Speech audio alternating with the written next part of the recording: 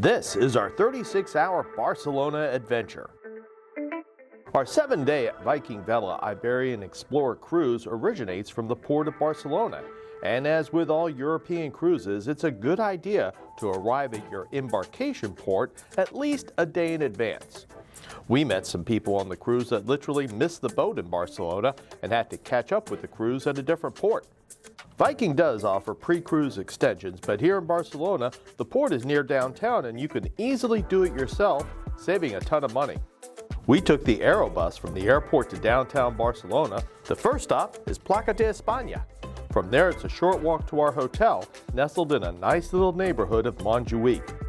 We chose the Arca Azul, which features an amazing breakfast buffet that gives us a great start for our day in Barcelona. In addition, there's tons of amazing tapas bars and neighborhood markets to enjoy that are not tourist traps. The next morning, after a short walk up the street where the Aerobus dropped us off last night, we catch the hop-on, hop-off double-decker bus tour. Our tickets are under 30 euros a piece for the full day, and we're taking full advantage of it, starting with the red line here at the Placa de Espana. And even on a cool January day, this is the best way to see Barcelona. We passed the iconic Venetian towers, built for the 1929 International Exposition. Here also is the Barcelona Pavilion, a milestone of modern architecture. And the magic fountain of Monjuic. Unfortunately, it has not been operational for over a year. From here we pass the Placa de Espana, depicting various aspects of Spanish culture, and the famous National Art Museum of Catalunya, a local treasure containing the world's best collection of Romanesque paintings and Catalan art. You can see the stadium open to the right, Barcelona Football Club Olympic Stadium to the right open. Continuing to climb Monjuic, we reach the Olympic Ring, the heart of the 1992 Summer Olympics. Originally built for the 1929 Barcelona International Exposition, this stadium was fully renovated for the 92 Summer Games, and we even got a peek inside. We also see the cable cars going up to Monjuic Castle. This is the port of Barcelona.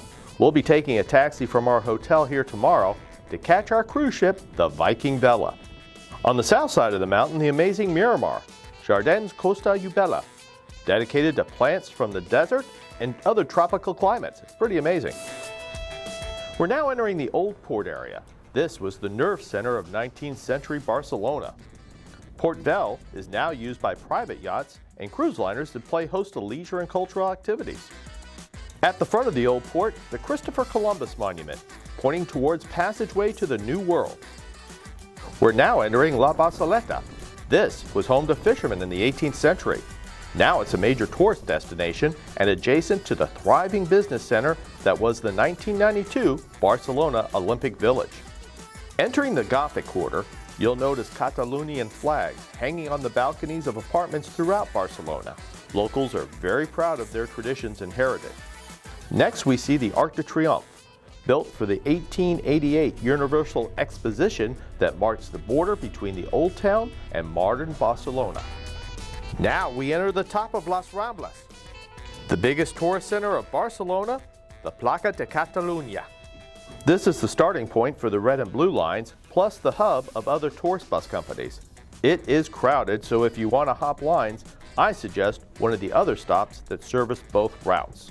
Like Casa Batlló, in the heart of what's known as the Block of Discord. This is home to some of Antoni Gaudi's famous buildings. All three stops in this area are transfer points between the red and blue lines, so this is where we switched to see the famous Sagrada Familia. This again is a very popular stop, so we decided to see it from the bus on this trip. From here, we head up Mount Tibidabo, and even from the bus, we had breathtaking views of the city.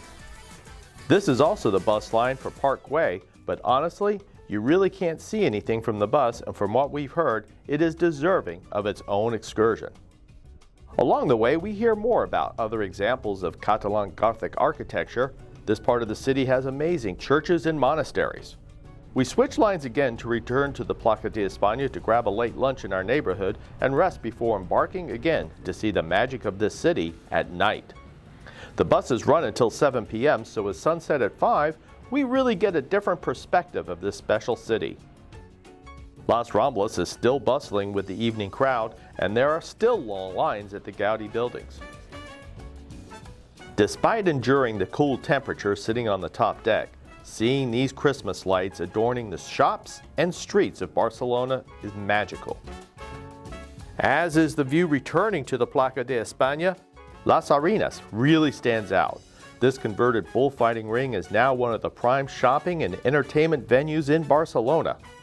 And lucky for us, close to our hotel, which is the last stop on this amazing tour.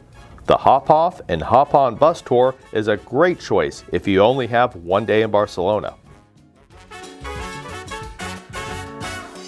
Now, with a great overview, we're ready to return someday to dive more into their amazing history and culture.